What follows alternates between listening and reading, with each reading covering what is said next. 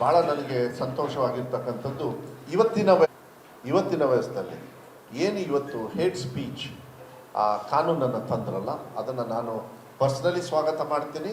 ಈ ರಾಜ್ಯದ ಮಕ್ಕಳ ಭವಿಷ್ಯ, ರಾಜಕೀಯದ ಭವಿಷ್ಯ, ಬಾಬಾ ಸಾಹೇಬ್ ಅಂಬೇಡ್ಕರ್ ಅವರು ಕೊಟ್ಟಿರ್ತಕ್ಕಂಥ ಸಂವಿಧಾನದ ಉಳಿವಿನ ಭವಿಷ್ಯಕ್ಕೆ ಇದು ಭಾಳ ಒಳ್ಳೆ ಒಂದು ತೀರ್ಮಾನ ಅಂತ ಹೇಳ್ತೀನಿ. ಯಾಕೆಂದ್ರೆ ಅದಕ್ಕೆ ಇತಿಮಿತಿನೇ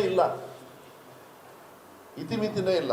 ಯಾವ ರೀತಿನಾದರೂ ಅಷ್ಟೇ. ನಾನು ಎಷ್ಟೊಂದು ಸತಿ, ನಿಮಗೆ ಗೊತ್ತಿದೆ, ಎಷ್ಟೊಂದು ಸತಿ ಸೋಷಿಯಲ್ ಮೀಡಿಯಾನು ಕೂಡ ನಾನು ಕಂಡಮ್ ಮಾಡ್ತೀನಿ, ನಾನು ತಲೆ ಕೆಡಿಸಲ್ಲ. ಅದಕ್ಕೆ ಯಾರೂ ಇಲ್ಲೇ ಇಲ್ಲ. ಅದಕ್ಕೆ ತಂದೆ ತಾಯಿ, ಅದಕ್ಕೆ ರೂಲ್ಸು, ಬುಡ ತುದಿ ಎಂಥದ್ದು ಇರೋಲ್ಲ. ಯಾಕೆಂದ್ರೆ ಸೋಷಿಯಲ್ ಮೀಡಿಯಾ ಅನ್ನೋದು ನಮ್ಮ ಕೈಯಲ್ಲಿ ಇರ್ತದೆ, ತಿರ್ಚಿಬಿಡ್ತೀವಿ ನಾವು. ಇಟ್ಸ್ ನಾಟ್, ನಿಮಗೆಲ್ಲರಿಗೂ ಒಂದು ಇತಿಮಿತಿ ಇರ್ತದೆ, ಟಿ ವಿಯವ್ರಿಗೆ ಇತಿಮಿತಿ ಇರ್ತದೆ, ನೀವು ಕಾನೂನಲ್ಲಿ ಒಳಪಡ್ತೀರಿ. ಆದರೆ ಸೋಷಿಯಲ್ ಮೀಡಿಯಾ ಅಂತಕ್ಕಂಥದ್ದು ತಪ್ಪು ದಾರಿಗೆ, and it's very addictive for childrens and future ಸಿಸ್ಟಮ್ನ ಹಾಳು ಮಾಡಿಬಿಡ್ತದೆ. ಈಗ ನಾನು ಒಳ್ಳೆ ಕೆಲಸ ಮಾಡೋದನ್ನ ಯಾರು ಬಂದ್ಬಿಟ್ಟು ಅಂತ ತಿರ್ಚಿಬಿಟ್ರೆ, ಇದೇ ಶಿಕ್ಷಣ ಸಚಿವ ಹೇರ್ ಕಟ್ ಬಗ್ಗೆ ಮಾತಾಡಿದ್ರು, ಕನ್ನಡದ ಬಗ್ಗೆ ಮಾತಾಡಿದರು. ಇವತ್ತು ಇದೇ ಶಿಕ್ಷಣ ಸಚಿವ ವಿಧಾನಸೌಧದೊಳಗೆ ಬೇಷ್ ಅನ್ಸ್ಕೊಂಡಿದ್ದಾನೆ. ಕೆಟ್ಟವನೋ ಒಳ್ಳೆನೋ ನೀವು ಹೇಳ್ಬಿಡಿ ನೋಡೋಣ. ಅನ್ಸ್ಕೊಂಡಾಗ ಮನ್ಸಿಗೆ ಬೇಜಾರಾಯ್ತು, ತಲೆ ಕೆಡಿಸ್ಕೊಳ್ಳಿಲ್ಲ ಅಷ್ಟೇ. ತಲೆ ಕೆಡಿಸ್ಕೊಂಡಿದ್ದಿದ್ರೆ ನಾನು ಶ್ರದ್ಧೆಯಿಂದ ಕೆಲಸ ಮಾಡಿದ್ದು, ನಾನೇನು ಎಲ್ಲ ಕೆಲಸ ಮಾಡಿದ್ದೀನಿ ಅಂತ ಹೇಳಲ್ಲ. ಯಾವಾಗಲೂ ಕೂಡ social media is the one which will make you also to ask questions. ನೀವೇ ಏನಾದ್ರು ಹೇಳ್ಬಿಡ್ತೀವಿ ಸರ್ ಸೋಷಿಯಲ್ ಮೀಡಿಯಾದಲ್ಲಿ. ಎಷ್ಟೊಂದು ಮಾಧ್ಯಮದವ್ರಿಗೆ ಹೇಳ್ತೀನಿ, ಸೋಷಿಯಲ್ ಮೀಡಿಯಾ ನೋಡಿ ನೀವು ಪ್ರಶ್ನೆ ಕೇಳ್ತೀರಿ ಅಂದರೆ ಎಂಥ ವ್ಯವಸ್ಥೆ. ಮೊನ್ನೆ ವಿಧಾನಸೌಧದಲ್ಲಿ ಹೇಳಿದೆ ನಾನು, ಕನ್ನಡ ಶಾಲೆ ನೀವು ಮುಚ್ತೀರಾ ಅಂತ ಹೇಳಿ ಒಂದು ಭಾವನೆ ಇದೆ, ಅದ್ರ ಬಗ್ಗೆ ಸ್ಪಷ್ಟೀಕರಣ ಕೊಡಿ ಅಂತ. ನಾನು ವಿಧಾನಸಭೆ ಮೇಲ್ಮನೆ ಸದಸ್ಯರಿಗೆ ನಾನು ಹೇಳ್ಬಿಟ್ಟೆ, ನೀವು ಎಲ್ಲಿ ಕೇಳಿ ನೋಡಿದ್ರಿ ಅಂತ. ಇಲ್ಲ ಸೋಷಿಯಲ್ ಮೀಡಿಯಾ ನೋಡಿಕೊಂಡು ನೀವು ವಿಧಾನಸಭೆಯಲ್ಲಿ ಪ್ರಶ್ನೆ ಕೇಳ್ತೀರಿ ಅಂತ ಹೇಳಿದರೆ, ನಿಮ್ಮ ಮೇಲೆ ಎಷ್ಟು ಸೋಷಿಯಲ್ ಮೀಡಿಯಾ ತಪ್ಪು ಮಾಹಿತಿಗಳು ಇನ್ಫ್ಯೂಸ್ ಆಗ್ತಾ ಇದೆ ನೋಡೋಣ ಅಂತ ನೀವು ಕೇಳಬೇಕು. ನಾನು ಹೇಳಬೇಕು, ನಾನು ಹೇಳಿದ್ಮೇಲೆ ನೀವು ಬರ್ಕೋಬೇಕು. ತೀರ್ಮಾನ ನಾನು ತಾನೇ ಮಿನಿಸ್ಟ್ರು, ನಮ್ಮ ಸರ್ಕಾರ ತಾನೇ. ಎಷ್ಟು ನೋವಾಗುತ್ತೆ ನೋಡಿ. ಅದನ್ನು ಇನ್ನೂ ಕೂಡ ಹರಿದಾಡ್ತಾರೆ. ಅದ್ರ ಹಿಂದೆ ಬ್ಯಾಕ್ಗ್ರೌಂಡ್ ನಿಮಗೆ ಗೊತ್ತಿದೆ. ಯಾಕೆಂದರೆ KPS ಮಾಡಿದ ತಕ್ಷಣ ಯಾರಿಗೆ ತೊಂದರೆ ಆಗುತ್ತೆ ಅಂತೇಳಿ ನಾನೇ ನಿಮಗೆ ಹೇಳಬೇಕಾಗಿಲ್ಲ. ನಾನು ಬೇರೆಯವ್ರಿಗೆ ತೊಂದರೆ ಕೊಡೋಕ್ಕೆ ನಾನು KPS ಮಾಡಿಲ್ಲ. ನಮ್ಮ ಮಕ್ಕಳ, ಬಡವರ ಭವಿಷ್ಯಕ್ಕೆ, SC ST, ಬಡವರು, OBC, ಆರ್ಥಿಕವಾಗಿ ಕಷ್ಟದಲ್ಲಿರೋರು, ಅವ್ರಿಗೆ ತೊಂದರೆ ಏನಿದೆ ಅವರಿಗೆ ಗುಣಾತ್ಮಕ ಶಿಕ್ಷಣವನ್ನು ಕೊಡ್ತಕ್ಕಂಥ ಕೆಲಸವನ್ನು ಈ ಕನ್ನಡ ಬರಲ್ಲ ಅಂತ ಹೇಳಿರ್ತಕ್ಕಂಥ ಯಾರು ನನ್ನಲ್ಲಿ ಟೀಕಾ ಟಿಪ್ಪಣಿ ಮಾಡಿದ್ರು, ಅದೇ ಮನುಷ್ಯ ಇವತ್ತು ಈ ವ್ಯವಸ್ಥೆಯನ್ನು ಕೊಡೋದಕ್ಕೆ ನಾನು ಇವತ್ತು ಸಂತೋಷದಿಂದ ವಿಧಾನಸಭೆಯಲ್ಲಿ ಭಾಳ ಅರ್ಥಪೂರ್ಣವಾಗಿ ಒಂದು ವ್ಯವಸ್ಥೆಗೆ ತೊಗೊಂಡಿದ್ದೀವಿ. ಹೇಟ್ ಸ್ಪೀಚ್ದು ನಾನು ಭಾಳ ವೆಲ್ಕಮ್ ಮಾಡ್ತೀನಿ. ಯಾರ್ಯಾರು ವಿಧಾನಸಭೆಯಲ್ಲಿ ಈ ಹೇಟ್ ಸ್ಪೀಚ್ನ ಪೇಪರ್ ಹರಿದಾಕಿದ್ದಾರೆ ಏನು ಅಂತ ಹೇಳಿ, ಅವ್ರ ಹಣೆ ಬರ ಏನು ಅಂತೇಳಿ ಗೊತ್ತಾಯ್ತು ತಾನೆ. ಸರ್ಕಾರಗಳು ಬಂದಾಗ ಕಾನೂನು ಯಾಕೆ ಮಾಡ್ತಾರೆ? ಅವ್ರಿಗೆ ಅಧಿಕಾರ ಕೊಟ್ಟಿರ್ತಾರೆ ಜನರು, ನೀವು ಕಾನೂನು ಮಾಡಿ ಈ ಥರ ಅಂಥೇಳಿ. ಅದನ್ನು ಧಿಕ್ಕರಿಸ್ತಾರೆ ಅಂತ ಹೇಳಿದರೆ, ಜನರ ಮತ ಹಾಕಿರ್ತಕ್ಕಂಥದ್ದನ್ನು ಇವರು ಧಿಕ್ಕಾರ ಮಾಡ್ತಾರೆ. ಇವ್ರು ಹೇಟ್ ಸ್ಪೀಚಲ್ಲೇ ಬದುಕಿರೋರು ಇವರು. ಅದರೊಳಗೆ ಎಲ್ಲ ಅರ್ಧಕ್ಕರ್ಧ ಎಲ್ಲರೂ ಅಷ್ಟೇ. ನೀವು ಯಾರನ್ನು ನೋಡಿ ಎಲ್ಲರೂ ಕೂಡ ಕರಾವಳಿ ಭಾಗದಲ್ಲಿ ಇರಲಿ, ಆ BJP ಸದಸ್ಯರು ಅವರೆಲ್ಲ ಮಾತಾಡಿರ್ತಕ್ಕಂಥದ್ದು ವ್ಯವಸ್ಥೆ ನೋಡಿದರೆ, ಅದನ್ನ ಹರಿದಾಕೋದು ನೋಡಿದರೆ, ಯಾಕೆ ಇವರು ಹೊಟ್ಟೆಗೇನು ತುಂಬಿಸ್ಕೊಳ್ತಾರೆ? ಬರೀ ಹೇಟ್ನ ತುಂಬಿಸ್ಕೊಂಡು ರಾಜಕಾರಣ ಮಾಡ್ತಾರೆ. ಇವ್ರ ತಲೆಯಲ್ಲಿ ಏನಿದೆ ಅದನ್ನು ಭಾಳ ಖಂಡಮ್ ಮಾಡ್ತೀನಿ. ಇದನ್ನು 101% ವೆಲ್ಕಮ್ ಮಾಡ್ತೀನಿ. ಇದು ದೇಶದಲ್ಲೂ ಕೂಡ ಮಾದರಿಯಾಗಿ ಇದನ್ನು ನರೇಂದ್ರ ಮೋದಿ ಅವರು ಮಾಡಿದರೆ, ಈ ದೇಶಕ್ಕೆ ಮತ್ತು ಸಂವಿಧಾನಕ್ಕೆ, ಬಾಬಾ ಸಾಹೇಬ್ ಅಂಬೇಡ್ಕರ್ ಅವರಿಗೆ ಹೋರಾಟ ಮಾಡಿ ಕೊಟ್ಟಿರ್ತಕ್ಕಂಥ ಮಹಾತ್ಮ ಗಾಂಧಿ ಮತ್ತು ಅವರ ನೇತೃತ್ವದಲ್ಲಿ ನಡೆದಿರ್ತಕ್ಕಂಥವ್ರಿಗೆ ಇದು ನಿಜವಾಗ್ಲೂ ಅರ್ಪಣೆ ಮಾಡ್ತಕ್ಕಂಥ ವ್ಯವಸ್ಥೆಯನ್ನು ಅಂತ ಹೇಳಿದರೆ ತಪ್ಪಾಗಲಾರ್ದು. ಯಾಕೆಂದರೆ ಭಾಳ ಈಸಿಯಾಗಿ ಬರಲಿಲ್ಲ ನೋಡಿ. ಮನ್ರೇಗಾ ಹೆಸರು ಚೇಂಜ್ ಮಾಡ್ತಾರೆ. ಇವ್ರಿಗೆ ಹೊಟ್ಟೆಗೆ ಏನು ಹೊಟ್ಟೆಗೆ ತಿಂತಾರೆ ಇವರು? ಮನ್ರೇಗಾ ಚೇಂಜ್, ಮಹಾತ್ಮ ಗಾಂಧಿ ಹೆಸರನ್ನ ಚೇಂಜ್ ಮಾಡ್ತಕ್ಕಂಥ ಒಂದು ಸಿಸ್ಟಮ್ನ ಇಡೀ ಐ ಥಿಂಕ್ ನನಗನ್ಸುತ್ತೆ ಹೈಯೆಸ್ಟ್ ಏನು ಪ್ರತಿಮೆಯನ್ನು ಅನುಷ್ಠಾನ ಏನಾದ್ರು ಮಾಡಿದರೆ ಅದು ಮಹಾತ್ಮ ಗಾಂಧಿ ಅವ್ರದ್ದು ಇಡೀ ನಮ್ಮ ಬೇರೆ ಬೇರೆ ದೇಶದಲ್ಲಿ. ಹೌದಾ? ಅದನ್ನು ಇವತ್ತು ಹೆಸರು ನಮ್ಮ ದೇಶದಲ್ಲಿ ಚೇಂಜ್ ಮಾಡ್ತಾನಂತ ಹೇಳಿದರೆ, ಇದರಂಥ ನೀಚ್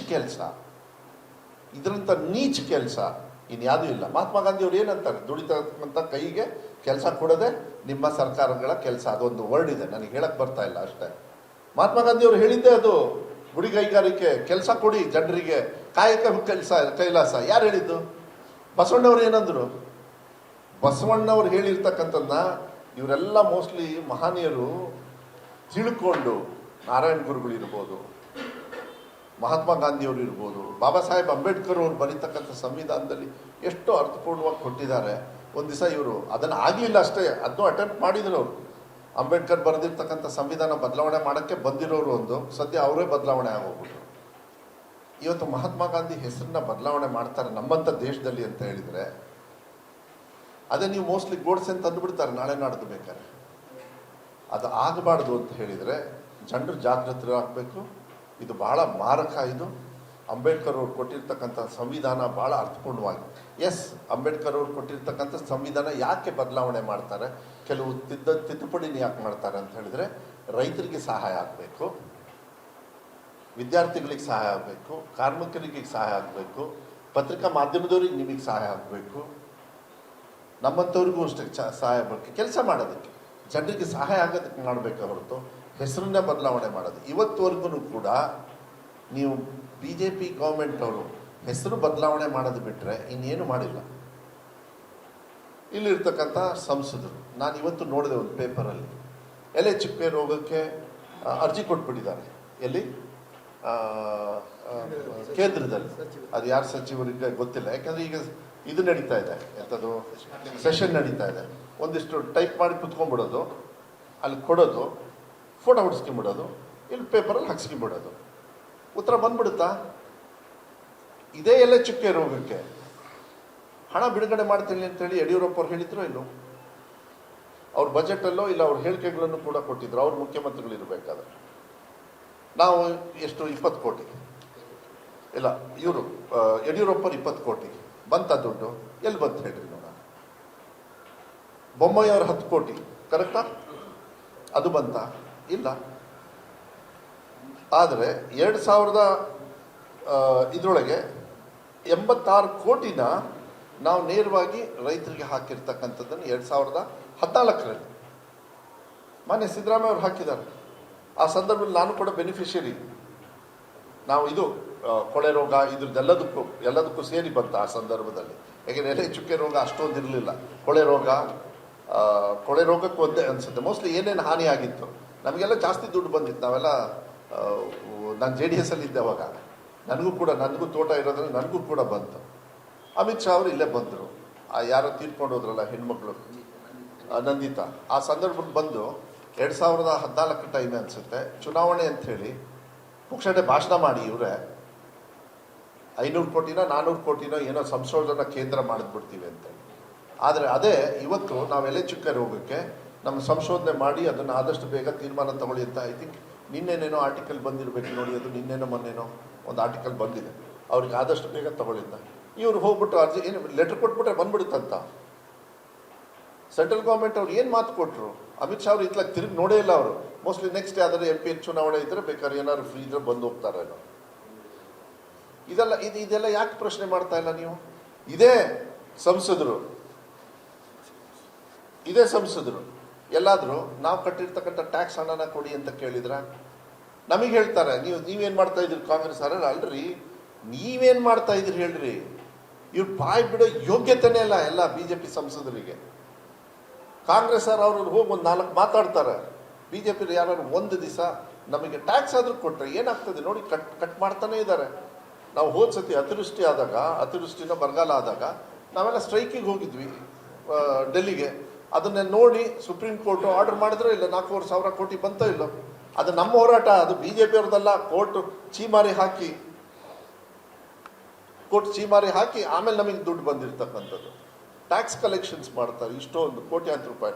ನಮ್ಮ ಹಣ ಬರಬೇಕು ತಾನೆ, ನಂಬೇವ್ರಲ್ವಾ ಅದು. ಇವ್ರು ಬಂದು ಆರಾಮಾಗಿ ಪುಕ್ಷಟೆ ಹಾಗೆ ಹೆಸರು ಚೇಂಜ್ ಮಾಡ್ಕಿಂತ ಕುತ್ಕೊಂಡ್ಬಿಟ್ರೆ ಇದನ್ನು ನಾವು ಕಂಡಮ್ ಮಾಡಬೇಕಾಗ್ತದೆ. ಸಂಸದರು ಹೋಗಿ ಅದನ್ನು ಅರ್ಥ ಮಾಡ್ಕೊಳ್ಬೇಕು. ಅರ್ಜಿ ಕೊಟ್ಟ ತಕ್ಷಣ ಕೆಲಸ ಆಗೋದಿಲ್ಲ. ಆಮೇಲೆ ನೋಡ್ತಾರೆ, ಅದ್ರ ಕೆಲಸ ಆಗೋದಿದ್ರೆ ಕರೆಕ್ಟಾಗಿ ಹೋಗ್ಬಿಡ್ತಾರೆ. ಟೋಲ್ ಗೇಟ್ದು ಮೊನ್ನೆ ವಿಜೇಂದ್ರ ಅವ್ರು ಕೊಟ್ಟಿದ್ದಾರೆ, BJP ಅವರ ಅಧ್ಯಕ್ಷರಾಗಿ. ಅವರ ಆ ಕ್ಷೇತ್ರದ ಒಬ್ಬರು ಶಾಸಕರಾಗಿ ಅವ್ರಿಗೆ ನಾಚಿಕೆ ಆಗಬೇಕು. ಅವ್ರ ಸರ್ಕಾರದಲ್ಲೇ ಮಾಡಿದ್ದು, ಅವ್ರ ಸರ್ಕಾರದಲ್ಲೇ ಈ ಟೋಲ್ ಗೇಟ್ ಮಾಡಿರೋದು, ಜನರಿಗೆ ಸಮಸ್ಯೆ ಮಾಡಿರೋದು. ಆ ಕಡೆ ಭಾಗದಲ್ಲಿ ಶಿಕಾರಿಪುರದವ್ರಿಗಂತೂ ಭಾರಿ ತೊಂದರೆ. ಅದ್ರ ಜೊತೆಗೆ ನಮ್ಮ ಸ್ವರ್ಗದವರು ಸಿಕ್ಕಾಕಿದ್ದಾರೆ ಅಲ್ಲೇ ಓಡಾಡಬೇಕಾದ್ರೆ. ಇವರೇ ಕುತ್ಕೊಂಡು ಅರ್ಜಿ ಕೊಡೋದಂತೆ. ಅಲ್ಲ ನೀವೇ ಇದ್ರಲ್ಲ, ಯಾಕೆ ಮಾಡಲಿಲ್ಲ ಇದನ್ನ? ಏನಾಗಿತ್ತು ನಿಮಗೆ ರೋಗ?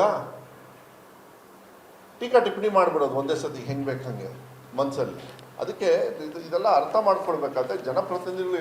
ಈಗ ನನಗೂ ಏನಾಗ್ಬಿಡ್ತದೆ, ಎಷ್ಟು ಅಂತೇಳಿ ಇವ್ರಿಗೆ ಹೇಳೋದು, ಮೋಸ್ಟ್ಲಿ ಅವ್ರಿಗೆ ತಲೆ ಒಳಗೆ ಹೋಗೋದೇ ಇಲ್ಲ ಇರಬೇಕು ಅದ್ರೊಳಗೆ ಏನು. ಅದಕ್ಕೆ ನಾವು ಒಳ್ಳೆ ಸರ್ಕಾರನ ಮಾನ್ಯ ಸಿದ್ದರಾಮಯ್ಯವರು, ಮಾನ್ಯ ಡಿ ಕೆ ಶಿವಕುಮಾರ್ ಅವರೆಲ್ಲರೂ ಕೂಡ ಒಳ್ಳೆ ರೀತಿಯಲ್ಲಿ ಕೊಡ್ತಾ ಇದ್ದಾರೆ. ನನಗೆ ವಿಶ್ವಾಸ ಇದೆ ಒಳ್ಳೆಯ ಹಂತಕ್ಕೆ ನಾವು ತಗೊಂಡು ಜನರಿಗೆ ಈ ಗ್ಯಾರಂಟಿ ಯೋಜನೆಗಳು. ಮೊನ್ನೆ ಒಂದು ಸ್ವಲ್ಪ ಲಕ್ಷ್ಮೀ ಹೆಬ್ಬಾಳ್ಕರ್ ಅವ್ರದ್ದು ಅದೊಂದು ಸ್ವಲ್ಪ ಕನ್ಫ್ಯೂಷನ್ ಆಯಿತು, ಅವರು ಕೂಡ ಹೇಳಿಕೆ ಕೊಟ್ಟರು. ಅದ್ರ ಬಗ್ಗೆ ನಾನು ಹೆಚ್ಚು ಹೇಳೋಕ್ಕಲ್ಲ. ಕೆಲಸತಿ ಇದು ಆಗ್ತದೆ ನನಗನ್ಸುತ್ತೆ. ನಾನು ಕೇಳಿದೆ, ಪಾಪ ಅದೇನಾಗುತ್ತೆ, ಅಧಿಕಾರಿಗಳು ಸ್ವಲ್ಪ ಹುಷಾರಾಗಿ ಜವಾಬ್ದಾರಿಯುತವಾಗಿ ಕೊಡಬೇಕಾಗ್ತವೆ. ಆಮೇಲೆಲ್ಲ ಪಾಪ ಕೊಟ್ಟಿದ್ದಾರೆ, 2 ತಿಂಗಳದ್ದು ಏನೋ ಕೊಟ್ಟಿಲ್ಲ ಅಂತೇಳಿ ತೊಂದರೆ ಆಗ್ಬಿಡ್ತು. ಯಾಕೆ ನನ್ನ ಪಕ್ಕ ಕೂತ್ಕೊಳ್ತಾರೆ, ಪಾಪ ಭಾಳ ಬೇಜಾರು ಮಾಡ್ಕೊಂಡು ಕಣ್ಣಲ್ಲಿ ನೀರು ಹಾಕೊಂಡ್ಬಿಟ್ರು. ನಾನು ಹೇಳಿದೆ, ಪರವಾಗಿಲ್ಲ ಬಿಡಿ, ಇದೆಲ್ಲ ಇದ್ದಿದ್ದೆ, ಫೇಸ್ ಮಾಡಬೇಕಾಗುತ್ತೆ, ಇದು ಭಾಳ ಒಳ್ಳೆ ಕಾರ್ಯಕ್ರಮ, ಅದನ್ನು ಸರಿ ಮಾಡಿಕೊಂಡು ಬೇಗ ಸರಿ ಮಾಡ್ಕೊಳ್ಳಿ ಅಂತ. ಪಾಪ 2 ತಿಂಗಳದ್ದು ಇವರೇ ಎಲ್ಲ ಬೇಡ ಅಂದಿದ್ದು ಫಸ್ಟು. ಇದರಂಥ ವರ್ಸ್ಟ್ ಕಾನೂನು ಯಾವುದೂ ಇಲ್ಲ ಅಂತ ಹೇಳಿದರು. ಆದರೆ ಇವ್ರ ಮನೇಲಿ ಇರೋರು ಎಲ್ಲರೂ ಕೂಡ, ಅವ್ರ ಆಳುಗಳು ಎಲ್ಲರೂ ಇರ್ಬೋದು, ಅವ್ರ ಮನೇಲಿ ಕೆಲಸ ಮಾಡೋರೆಲ್ಲ ಇದೇ ಗ್ಯಾರಂಟಿಯಿಂದ ಬದುಕ್ತಾ ಇದ್ದಾರೆ. ನಾವು ಬೇಡ ಅಂತ ಏನು ಹೇಳಿಲ್ಲ, ಸುಖವಾಗಿ ಬದುಕಲಿ ಅಷ್ಟೇ, ಮತ್ತಿನ್ನೇನಿಲ್ಲ. ಫಸ್ಟ್ ಅರ್ಜಿ ತಗೊಂಬಂದು ನಿಂತ್ಕೊಳ್ಳೋರೆ ಇವ್ರು BJP ಅವರು. ಎಲ್ಲದೂ ಕೂಡ ಕೊಟ್ಟಿಲ್ಲ ಅಂದ ತಕ್ಷಣ ಮೋಸ್ಟ್ಲಿ ಗೊತ್ತಾಗೋದೇ BJP ಅವರಿಗೆ. ಕಾಂಗ್ರೆಸ್ ಅವ್ರು ನಮ್ಮ ಸರ್ಕಾರ ಅಂತ ಹೇಳಿ ನೋಡೋಣ, ಲೇಟ್ ಕೊಟ್ಟರೆ ಕೊಡ್ತಾನೆ ಅಂತೇಳಿ ಸುಮ್ಮನೆ ಇರ್ಬೋದು ಅವರು. ಆದರೆ ಇವರಂತೂ ಹಂಗಲ್ಲ. ಅದಕ್ಕೆ ಆಗಲಿ, ಒಳ್ಳೆ ರೀತಿಯಲ್ಲಿ ಕೆಲವು ವಿಚಾರಗಳನ್ನು ತಗೊಂಡು ಹೋಗ್ತಕ್ಕಂಥ ಕೆಲಸವನ್ನು ಮಾಡೋಣ. ಈ ಕಡೆ ಸಮಸ್ಯೆಯನ್ನು ಮೊನ್ನೆನೂ ಕೂಡ ಸುದೀರ್ಘವಾಗಿ ನಾವು ಜನಪ್ರತಿನಿಧಿಗಳ ಜೊತೆಗೆ ಪಕ್ಷಾತೀತವಾಗಿ ಈ ಅರಣ್ಯದ್ದು ಏನೇನು ವಿಚಾರ ಇದೆ ಒಂದು ಹಂತಕ್ಕೆ ಬಂದಿದೆ. ನಮ್ಮ ಶರಾವತಿದು ಅದು ಪದೇ ನಾನು ಹೇಳೋದಕ್ಕೆ ಹೋಗೋದಿಲ್ಲ, ಸರಿ ಇದೆ ಅದು. ಪ್ಲಸ್ ಅದ್ರ ಜೊತೆಗೆ ಬೇರೆ ಫಾರೆಸ್ಟ್ ಡಿಪಾರ್ಟ್ಮೆಂಟ್ ಕೂಡ ಮೊನ್ನೆ ಅಧ್ಯಕ್ಷರು ಮತ್ತು ಎಲ್ಲ ನಮ್ಮ ಮುಖಂಡರು ಎಲ್ಲ ಶಿವಮೊಗ್ಗಕ್ಕೆ ಬಂದಿದ್ದರು. ಮಿನಿಸ್ಟರ್ಸ್ ಎಲ್ಲ ಕೆಲವ್ರ ಜೊತೆಗೆಲ್ಲ ಮಾತಾಡಿ ಕೆಲವು ಸಮಸ್ಯೆಗಳನ್ನು ಆಲಿಸಬೇಕಾಗತ್ತೆ. ಕೆಲವು ಆದಷ್ಟು ಬೇಗ ತೀರ್ಮಾನ ಬರ್ತದೆ. It's not only district, it's state issue ಬರ್ತದೆ. ಆ ಕಡೆ ಭಾಗದಲ್ಲಿ ಭೀಮಣ್ಣವರು ಮತ್ತು ದೇಶಪಾಂಡೆ ಅವರೆಲ್ಲ ಇದ್ದರು, ಅವ್ರ ಜೊತೆನೂ ಕೂಡ ಮಾತಾಡಿರೋದು. ಇಲ್ಲಿ ಗೋಪಾಲಕೃಷ್ಣ ಮತ್ತು ನಾವು ಎಲ್ಲರೂ ಕೂಡ ಮಾತಾಡಿ ಒಂದು ಹಂತಕ್ಕೆ ತಂದು, ಮತ್ತು ಈ ಕಡೆ ಚಿಕ್ಕಮಗಳೂರು ಭಾಗದಲ್ಲಿ, ಯಾಕೆಂದರೆ ಅಲ್ಲೂ ಕೂಡ ಭಾಳ ಸಮಸ್ಯೆ ಆಗ್ತಾ ಇದೆ. ಇದ್ರದ್ದು ಆನೆ ಕಾಟದ್ದಿರ್ಬೋದು, ಇದೆಲ್ಲದೂ ಕೂಡ ಸಮಸ್ಯೆ ಇಂಟರ್ಲಿಂಕ್ಡು. ನಾವು ಫಾರೆಸ್ಟಿಗೆ ಹೋದ್ವಿ, ಫಾರೆಸ್ಟಲ್ಲಿರೋರು ನಮಗೆ ಬಂದು ಒದಿತಾ ಇದ್ದಾರೆ. ಈಗ ಅದಾಗ್ಬಿಟ್ಟಿದೆ. ಅದನ್ನು ಭಾಳ ಹುಷಾರಾಗಿ ಯಾವ ರೀತಿ ಸೇಫ್ಟಿಯನ್ನು ನೋಡಬೇಕಾಗುತ್ತೆ, ಅವ್ರ ರಕ್ಷಣೆಯನ್ನು ನೋಡಬೇಕಾಗುತ್ತೆ, ನಮ್ಮ ರಕ್ಷಣೆಯನ್ನು ಕೂಡ ಯಾವ ರೀತಿ ಮಾಡಬೇಕಂದ್ರೆ ಇದು ಪದೇ ಚರ್ಚೆ ಮಾಡಬೇಕು. ಹೊಸ ತೊಂದರೆಗಳು ಸ್ಟಾರ್ಟ್ ಆಗ್ತಾವೆ. ನಮ್ಮೂರಿಗೆಲ್ಲ ಬಂದ್ಬಿಟ್ಟಿತ್ತು ಆನೆ, ನಮ್ಮೂರಿಗೆಲ್ಲ ಬಂದಿತ್ತು. ಅಲ್ಲಿಂದ ಇತ್ಲಾಗ ಓಡಿಸಿದ್ರು, ಈಗ ಇತ್ಲಾಗ ಓಡಿಸಿದ್ರು, ಮತ್ತು ಇಲ್ಲೆಲ್ಲ ಓಡಿಸ್ತಾರಂಥದ್ದು ಏನು ಕಥೆನೇ ಏನೋ. ಒಟ್ಟು ಜನರಿಗೆ ಅಲ್ಲ, ನೀವೇ ಕಳಿಸಿರೋದು, ಅದೇ ಪ್ರಾಬ್ಲಮ್. ಒಂದ್ಸತಿ ನೋಡ್ರಿ, ನೀವು ಯಾಕೆ ನೋಡ್ತಾ ಇಲ್ಲ ಅಂತ ಮೂಳ್ಸಿನಿ, ಮೋಸ್ಟ್ಲಿ ಇಲ್ಲಿಂದ ಕಳಿಸಿರ್ಬೇಕು. ಅಲ್ಲ, ಇದೇನಾಗ್ತದೆ, ಹೇಳ್ಕೊಳ್ಳೋದಕ್ಕೆ ಒಂದು ಭಾಗ ಆದರೆ ನಾವು ಅವನ್ನೂ ರಕ್ಷಣೆ ಮಾಡಬೇಕು, ನಮ್ಮನ್ನೂ ರಕ್ಷಣೆ ಮಾಡ್ಕೋಬೇಕು. ಈಗ ಇಷ್ಟು ವರ್ಷ ಹೋಗಿ ಕಾಡು ನಾವು ಕಡಿದು ಬಿಟ್ಟಿದ್ದೀವಿ, ಅಲ್ಲಿ ಹೋಗಿ ಹೊಟ್ಟೆಪಾಡಿಗೆ ನಾವು ದುಡಿತಾ ಇದ್ದೀವಿ. ಅವಕ್ಕೆ ಸಿಟ್ಟು ಬಂದು ನಮ್ಮ ಕಡೆಗೆ ಇಲ್ಲಿ ಬಂದಿರಿ ಅಂತ ಅವು ಸಿಟ್ಟು ತೋರಿಸ್ತವೆ. ಇವೆಲ್ಲದೂ ಕೂಡ ಯಾವ ರೀತಿ ಇತ್ಯರ್ಥ ಮಾಡಬೇಕು ಅನ್ನೋದಕ್ಕೆ ಒಂದು ಸೊಲ್ಯೂಷನ್ ಇದ್ದೇ ಇರ್ತದೆ. ಮತ್ತು ವಿಧೇಯಕನೂ ಕೂಡ ನಿಮಗೆ ಚಂದ್ರಗುತ್ತಿ ಎಲ್ಲಮ್ಮದು ಮೊನ್ನೆ ಅಂದರೆ ಫ್ರೈಡೇ ಅದು ಕೂಡ ಪಾಸ್ ಆಯಿತು. ಈಗ ಅಲ್ಲಿ ಡೆವಲಪ್ಮೆಂಟಿಗೆ ಒತ್ತು ಕೊಡೋದಕ್ಕೆ ಈಗ ಒಂದು ಕಮಿಟಿ ಆಗುತ್ತೆ ಇಮಿಡಿಯೇಟಾಗಿ. ಕಮಿಟಿ ಆದರೆ ಆ ಕಡೆ ಭಾಗದಲ್ಲೂ ಕೂಡ, ಯಾಕೆಂದರೆ ನನಗೆ ಭಾಳ ಆಸೆ ಇತ್ತು ಅದೊಂದು ಆಗಬೇಕು. ಅದು ಕಾನೂನು ಆಗಲಿಲ್ಲ ಅಂದರೆ ಏನು ಮಾಡೋಕ್ಕಾಗ್ತಾ ಇರಲಿಲ್ಲ. ಅಲ್ಲೂ ಕೂಡ ಸ್ಪೀಡಾಗಿ ಪ್ರಾಧಿಕಾರವನ್ನು ಮಾಡಿದ್ದೀನಿ. ಆವಾಗ ಸ್ವಲ್ಪ ಚೆನ್ನಾಗಿ ಆಗುತ್ತೆ ಅಂತಕ್ಕಂಥದ್ದನ್ನು ಹೇಳಿ ಸ್ವಲ್ಪ ಸುದೀರ್ಘವಾಗಿ ಯಾಕೆ ಹೇಳಿದೆ ಅಂದರೆ, ಈಗ ಯಾಕಂದರೆ ಈ ವರ್ಷ ಎಂಡ್ ಆಗ್ತಾ ಇದೆ, ಹೊಸ ವರ್ಷ ಶುರುವಾಗುತ್ತೆ. ಒಳ್ಳೊಳ್ಳೆ ರೀತಿಯಲ್ಲಿ ಕೆಲವು ಕಾರ್ಯಕ್ರಮಗಳಲ್ಲೆಲ್ಲ ನಾವು ಮಾಡ್ತಾ ಇದ್ದೀವಿ. ಒಳ್ಳೆ ರೀತಿಯಲ್ಲಿ ಆಗುತ್ತೆ. ನಮ್ಮ ಸರ್ಕಾರ ಒಳ್ಳೆ ರೀತಿಯಲ್ಲಿ ಸೇವೆ ಮಾಡ್ತಕ್ಕಂಥದ್ದನ್ನು ಮುಂದುವರಿಸ್ಕೊಂಡು ಹೋಗ್ತಕ್ಕಂಥ ಕೆಲಸವನ್ನು ನಾವು ಮಾಡ್ತೀವಿ ಅನ್ನೋದನ್ನ ಹೇಳಲಿಕ್ಕೆ ಇಷ್ಟಪಡ್ತೀನಿ. ಮತ್ತೇನಾದರೂ